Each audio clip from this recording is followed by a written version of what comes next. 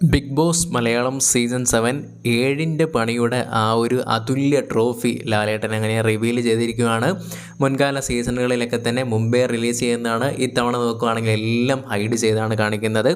എന്തായാലും കിഡിലമായിട്ടുള്ള ഒരു ട്രോഫി തന്നെയാണ്.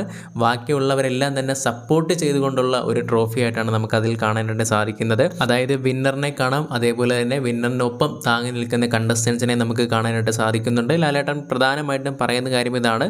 ഒരുപാടധികം തന്നെ വിജയപരാജയങ്ങളും സൗഹൃദവും അതേപോലെ തന്നെ പ്രണയവും എല്ലാം തന്നെ പ്രതിഫലിക്കുന്ന ഒരു ട്രോഫിയാണ് ഇതെന്നുള്ള കാര്യങ്ങൾ പറയുന്നുണ്ട്. അത്രയധികം തന്നെ തിളക്കമുണ്ട് ഈ ഒരു ട്രോഫിക്ക് എന്നുള്ള കാര്യങ്ങളാണ് പറയുന്നത്.